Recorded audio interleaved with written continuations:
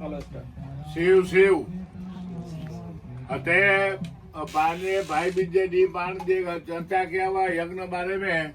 तो ये यज्ञ की शुरुआत चालू थई काम चालू है।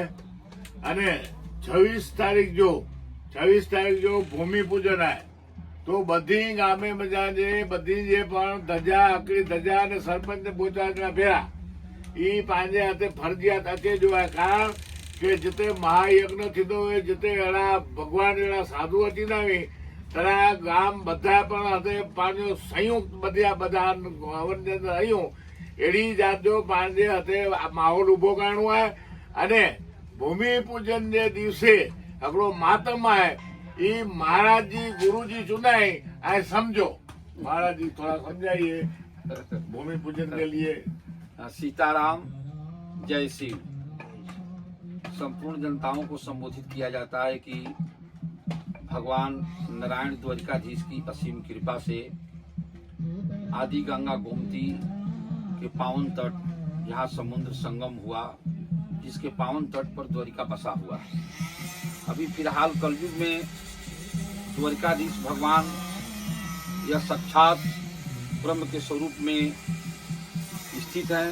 जो प्राणी इसको दर्शन नहीं किया वो मानव जीवन को सिद्ध नहीं किया। मानव जीवन को सिद्ध करने के लिए द्वारिकाधीश भगवान का दर्शन करना अनिवार्य है। आज द्वारिकाधीश जी की असीम कृपा से हमारे जो सनातन विधायक, आदर्श विधायक, मर्यादा पुरुषोत्तम विधायक जो हमारे प्रभु माणिक जी हैं, आज इनकी पावन कीर्ति, पावन कर्म, पावन विचार, पावन सदाचार के प्रभाव से आज इस द्वारिकाधीश की पावन भूमि पर मेरा सादर आमंत्रण के द्वारा मैं आमंत्रित हूं। और जो 26 तारीख को जो ध्वज भूमि पूजन जिसको कहा जाता है ध्वजरोहण, यह ध्वजरोहण का महिमा क्या है? ध्वजरोहण का महिमा यह है कि जो प्राणी इस ध्वज का दर्शन किया, इस ध्वजरोहण में शामिल हुआ, उसको जन्म जन्मांतर का अज्ञानता, जन्म जन्मांतर का गरीबी, जन्म जन्मांतर का रोग व्याध सब ध्वज को दर्शन करने से समाप्त हो जाता है। और यह जग जो है वर्षों भगवान की जब असीम कृपा होती है, भगवान कृष्ण ने कहा है, द्वारिकाधीश ने कहा है, यज्ञा नाम जप यज्ञास्मि, सबसे श्रेष्ठ जग जप जग होता है। जहाँ पर माँ भगवती का अवतार हुआ, यह देवी भागवत से जग की 18,000 श्लोकों पर हवन होगी।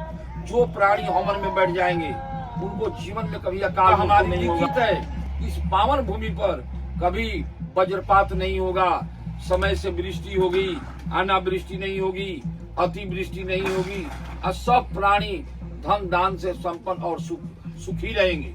हम यही कहेंगे कि हमारे क्षेत्र के जितने जो सरपंच हैं गांव-गांव में अपने गांव से एक ध्वज लेकर के जरूर आवें। उस ध्वज को लाने से क्या होता है? ऐसे मत लाइए, एक बाजा कर लीजिए। आप अपने घर में बेटा को, पुत्र को, पुत्री को शादी करते हैं, गजे बजे के साथ उस शुभकामना को मनाते हैं, तो ध्वज को सिला करके अपने गाँव को एक फेरा गजे बजे से घुमा करके इस पावन भूमि पर लाएं और ध्वज की पूजा करा करके इस भूमि पर स्थापित करें। यह हमारी जिम्मेवारी है। जिस दिन ध्वज तुम्हारे गांव का परिक्रमा कर लेगा, तुम्हारे गांव में एक रोग व्याध मवेशी से लेकर के मानव पशु पक्षी तक सब सुखी हो जाएंगे। और ध्वज लेकर के गजे बजे के साथ यहाँ आए। और हमारे इस आदर्श विधायक, मर्यादा पुरुषोत्तम विधायक को यह अध्यक्षता में जो जग हो रही है, यह भी घोषणा कर दिया गया है कि इनके जो बड़े पुत्र अनिल हैं वही जग का मुख्य जजमान होंगे। और गांव-गांव से सब मुख्य जजमान बनो, गांव-गांव से जजमान बनकर के समाप्त हो जाता है। सब लोग सुखी संपन्न से अपना जीवन निर्वाह करते हैं। तो मैं सबको संदेश देता हूँ, यह शुभ संदेश दे रहा हूँ कि हर गांव में यह सीताराम नाम जाप, आज हमारे 21,000 नाम जापक सीधे नेपाल से आ रहे हैं नाम जपने के लिए। 1008 शिवलिंग की स्थापना होने जा रही है। जो नर्मदा जी से आ रहे हैं, नर्मदेश्वर भगवान आ रहे हैं। यह पशुपतिनाथ का यहाँ स्थापना किया जा रहा है। और 108 शिवलिंग अलग से स्थापना करके 24 घंटा 9 दिन 9 रात रुद्री होगा, जिसमें जजमानों ने अपना रुद्री करके अपना हवन करके अपना जाप करके 100 कुंड बनेगा, जिसमें 1100 दंपति हवन करेंगे। जग में 1100 जजमान की आवश्यकता होती है। रावण भी जग करता था। इस शास्त्र में लिखा हुआ है कि नाथ करहूं रावण एक जागा, सिद्ध हो ही नहीं मरहिया भागा। जग करने से मनुष्य को अकाल मृत्यु नहीं होता है। ये रामचरितमानस में भी लिखा हुआ है, वाल्मीकि रामायण में भी आया है कि न पुत्र मरणम केचि दर्शन्ति पुरुषाकृतिता नार्या सच विद्वान नित्यम भविष्यन्ति पतिव्रता। ये हमारी बात नहीं है, हमारे शास्त्रों की बात है। हमारे ऋषि मनीषियों ने अनादि काल में इस मानव जीवन के कल्याण के लिए यह कर्म नाम से जग को ही खोज की है। भगवान कृष्ण ने भी कहा है कि यज्ञार्थ कर्मणो अन्यत्र लोकः कर्म बंधन। जग के छोड़ करके संसार में कोई भी कर्म है वो शारीरिक दुख का कारण बनता है। इसलिए सभी सपरिवारों से, सभी जनगणों से, सभी मानवों से, भक्तों से मैं आग्रह करके संबोधित करता हूं कि 26 तारीख को जो भूमि पूजन होने जा रहा है, तो अपने गांव से ध्वज लेकर के, विशेष ध्वज लेकर के 10 मीटर का बने, 20 मीटर का बने, 50 मीटर का बने।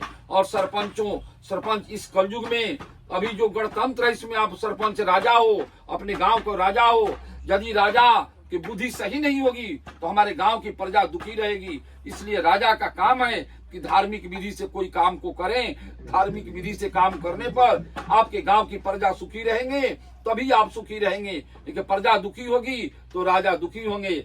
आजकल के राजा सरपंच हैं, क्षेत्रों का जो हमारा विधानसभा का जो विधायक है वो राजा हैं, महाराजा हैं, सांसद हैं, वो सब महाराजाएं हैं। सब आप लोग संबोधित दृष्टि से, सात्विक दृष्टि से इस कार्य को करते रहो। भगवान ने डायरेक्ट आदेश दिया है कि जग को छोड़ करके अन्यत्र कोई कर्म नहीं है। जग में सारे कर्म आ जाते हैं। इस कर्म को करने से मनुष्य अपने आजीवन सुखी रहता है, आजीवन अपने जीवन जा सकता है। यह कलयुग का बहुत बड़ा महात्म है। इसलिए सज्जनों, 26 तारीख को गांव से हर सरपंच गजे बजे के साथ इस पावन भूमि पर, इस गौशाला पर उपस्थित होकर के और ध्वज की पूजा कराएं। नर नारी के साथ हमें यहाँ प्रसाद इत्यादि की व्यवस्था रहेगी। आप लोग सब आकर के जग भगवान का प्रसाद लेंगे और जग भगवान से विश्व का कल्याण होगा। विश्व का कल्याण होगा तो हमारी कल्याण हो जाएगी। जय द्वारिकाधीश सीताराम। शिव शिव शिव।